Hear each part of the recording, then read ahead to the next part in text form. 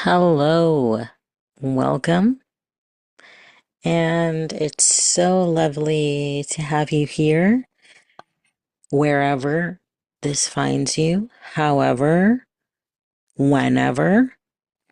It'll always be the right time to hear this, no matter what time, no matter what place this finds you. So today I'd like to share a little bit about this idea of moral, ethical, moral ethics, morality within ethics, and this kind of holier than thou complex.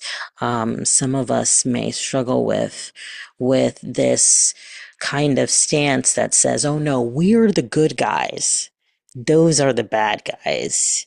We are the ones on the right side of the issue. They're on the wrong sides of the issue.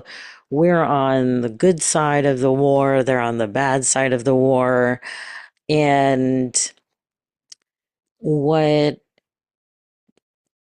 comes up in this, which, well, of course, is quite a large and complex conversation, but can also be simplified and broken down in different ways too, which I'll try to do today for you, which is, if there are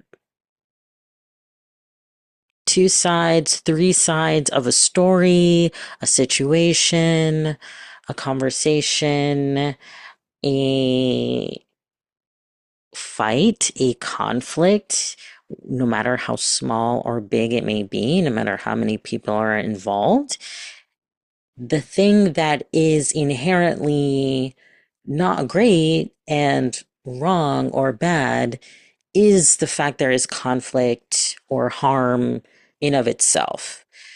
Not necessarily even the people that we think are causing the harm, not the person being harmed or hurt. And why I say this is because there are so many instances, right? Big and small, big and small. So in case it feels a little provocative or, controversial to say, think maybe small first, like roommate, roommate conflict over washing the dishes, or the chore wheel, or taking out the trash, or friends arguing over whether this album by a certain artist is good or not. Like, does it compare to their last album? Are they still talented? Right? Things where it is just really a matter of temporary circumstances or opinions, and things that don't have to be larger than life and big. And yet, of course, there are some of us who may find ourselves falling into conflict more times than others. And if we've been hurt before, then we may take things a little more personally. Or if we are find ourselves in a situation where we've been hurt, maybe, you know, our crush just told us that they don't like us romantically, and then crushes our soul, breaks our heart. But that doesn't mean that person is evil. If anything, at least they told us and didn't string us along waiting forever, thinking there was a possibility where there wasn't, right? And it's better for them to be honest than to not have said anything at all, right? Or to have lied to us, right? And so there are, of course, all these complications where, you zoom out, you zoom out, you zoom out, and we actually don't know everything about everyone, right? So someone could even have an opinion that maybe people in a room may say, "Oh, that's a problematic opinion. How could you possibly think that?" but maybe it's influenced by their circumstances growing up, the way they were raised. Maybe after talking to you for 15, 30 minutes, even a full hour, they might have a complete 180 and change their mind, change their view because they hadn't had exposure to a different side of the conversation. And poof, they have magically grown into almost another person because now they have this new mindset. And so, with everyone constantly having the capacity to change and to grow at any given moment, how could we possibly judge anyone based on what we heard them say, thought they said, read something that they wrote, and we're assuming the intentions. We're assuming all impact, even beyond what impacts us. We are superimposing, not just imposing, but superimposing all of these ideologies and ideas onto other people that we don't really know well sometimes. Or even if we know them, we don't know exactly what's going through their head in a moment. And we still may be putting words in their mouth and opinions in their place where it may not be relevant at all. And so when we think about things like politics, where there are these holier than thou complexes, this becomes extremely apparent. And of course, with what's happening now, there everything is the empires are crumbling. We're having it, we're seeing it, and folks are caught between, all of these layers of politics and not really seeing behind the scenes, behind the curtains, behind those, really deep beyond the forest, deep in that Narnia closet, that Mary Poppins purse, what is underneath all of the hating, the judgment, the trolling on each other, the, casting judgment and doubt and opinions on others that are negative just to do it. What does it really benefit us, from saying ill things towards others? And so something that we can do, and while it's difficult to manage, is of course thinking about, well, if there are any conflicts tending to who has been hurt, tending to has been harmed, uplifting those sides as much as we can, but also not pointing the finger or blaming anyone, because those who we think might be at fault may have been pressured, may have been forced into the position they were in. We don't really know. And especially when we go into global scales and thinking about politics and military and real wars, not just roommate wars or competition cooking shows. We are faced with this idea of judgment of others in the small scale and the large scale. But so often we don't have all the facts, and folks can also choose to lie to us, even if we give them the option to share where they were coming from. But what do we do when we judge others, when we cast that onto others? Is it not reflecting it back onto ourselves? Is it not a projection of insecurities we have? Because it's the last thing we hope someone would describe us as. So we want to call it out if we see it in someone else, or maybe we want to feel like we are doing our part, speaking up, speaking out. Um, and something that is important to remember is that what trips us up the most sometimes is the fact we keep forgetting right? In this veil of forgetfulness, the degrees of differences we may have, or the separations amongst us, whether they're in identity, experiences, how we look, how we appear physically, our opinions, literally any kind of difference and separation of self is an illusion, right? So if we are coming back to a more spiritual sense of things and we're remembering that we're all part of one, we're all one and a part of a singular entity of the greater universe, then everything falls away, right? And we are actually missing the learning opportunity. And this is not to say everything is in life is a learning opportunity. Um, but if we focus so much on the judgment and who is right, who is wrong, who are the good guys, who are the bad guys, who's good, who's evil, who are we hating on now, who is the worst person in the world, is everyone up to date on this week's most hated person? Um, oh no, I'm still on last month's most hated person. I'm behind. Like, spending our time worrying about these differences and the separation, that there are good people, there are bad people, right? Whereas everything is truly circumstantial, and many of us may change our minds based on learning about said circumstances. But important to remember that part of like the human experience is that we are experiencing it as multiple selves.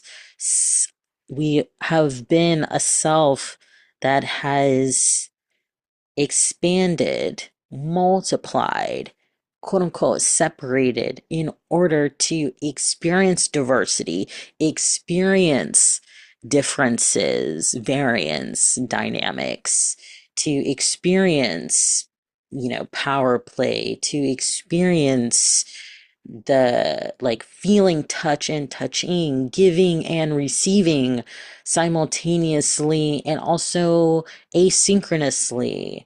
Um, so much we cannot experience just as singular beings, right? And so we we are challenged, to say the least, to find the humility in understanding someone else's point of view, whether we agree with it or not. And even if all of the Dalai Lamas in the world are saying one thing, thinking one thing, we're all individuals and have a right to our own opinions and thoughts, and can also choose to grow or not grow whenever we want, or choose to stay out of certain conversations and conflicts and whatnot. But it's important to remember, like, beyond the conflict, beyond the matter at hand, or what seems to be the matter at hand, what is most important? What is more important? It's that no one should be, facing or experiencing violence or harm of any kind. No one should be experiencing injustice or oppression or suffering of any kind. And we should be doing our best to not add to that and to help aid and alleviate in that if we can help others, right? And not to receive anything in return or to be seen as good people, but because we genuinely believe in that, whether we describe that as altruism or random acts of kindness or paying it forward or whatnot. But sometimes the best rules in life are the ones we learn early on that are really cheesy, like respect and treat others the way you want to be treated. And no one wants to be judged.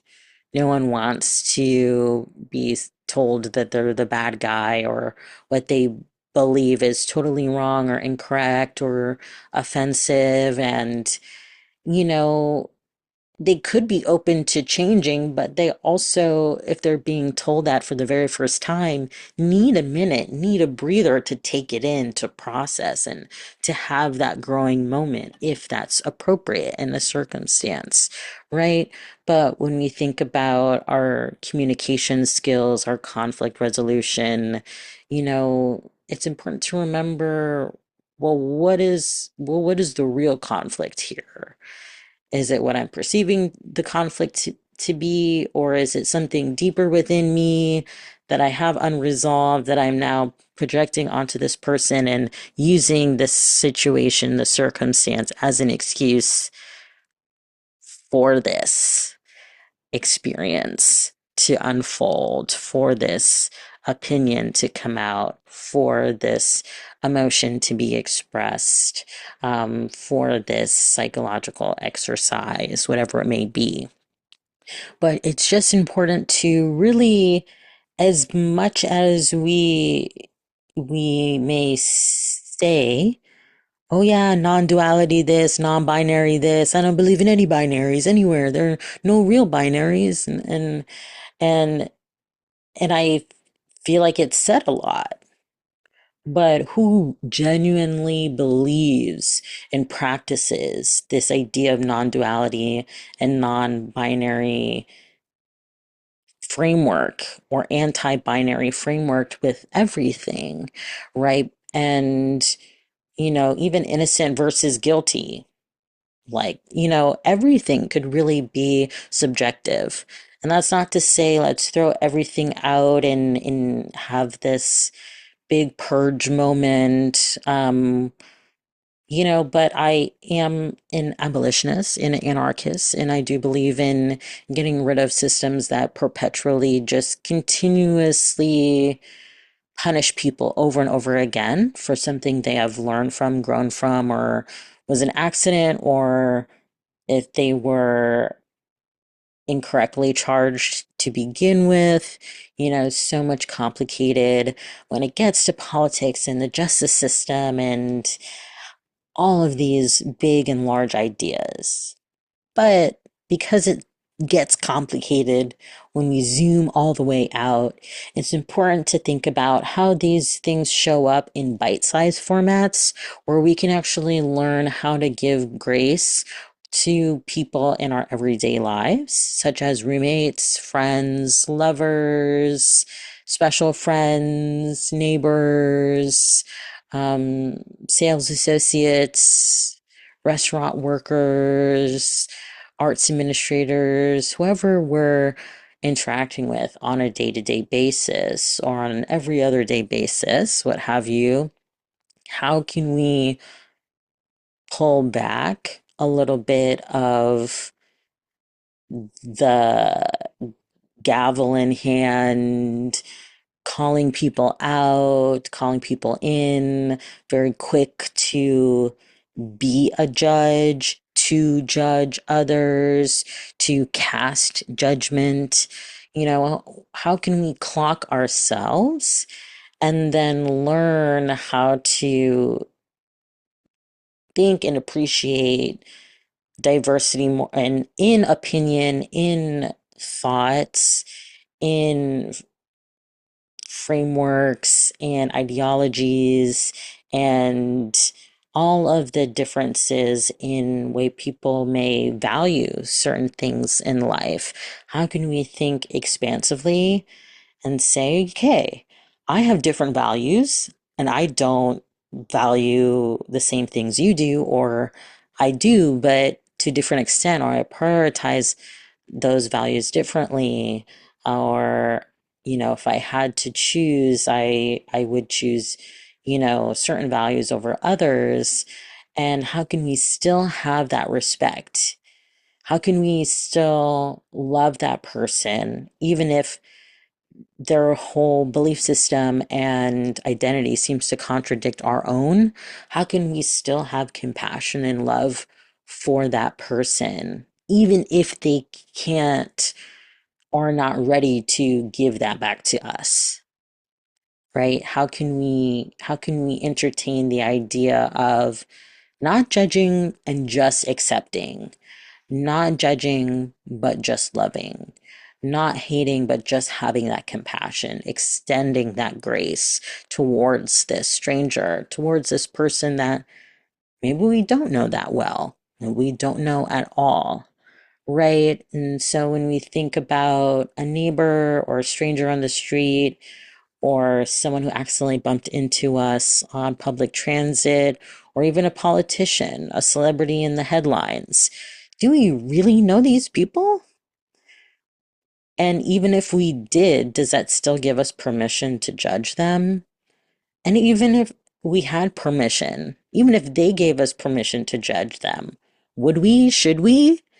Why? What would we get out of that if not more pain? Pain from hurting someone else, and pain from being that aggressor, right? And being that judge, when we can choose to challenge ourselves with radically doing the opposite, radically accepting, radically welcoming, not just tolerating, but loving and having that compassion and that love for all living beings. And we really never know when someone is going to open their mind, change their mind. And even so, we may have differences in opinion, differences in opinion when it comes to food, music, art, culture, all kinds of things, smells, candles, allergies, right? We may have all of these differences, but we can still be friends. We can still be coworkers. We can still be neighbors. We can still be in community. We can still share experiences and live in harmony and in peace on this beautiful earth without there needing to be so much conflict, so much war, so much misunderstanding, so much hurt and pain and suffering. So I challenge you to experiment with how and when judgment and the judgment of others and trolling and hating on others comes up for you in your life. And how can you mitigate it? How can you say, hey, that's not fun. That's not fair. Why did I think that? Why not just be open? I'm curious about how this person thinks this way. I'm curious why they have that opinion. And you could ask that with keeping the curiosity and the open-mindedness and the open-heartedness to learn that information, even if it may distort or impede upon what your own thoughts and belief system are. So I hope that helps when thinking about conflict in our lives, conflict around the world, and when everything gets boiled down to bare none, what really matters. Spoiler alert, it's love. Peace and light.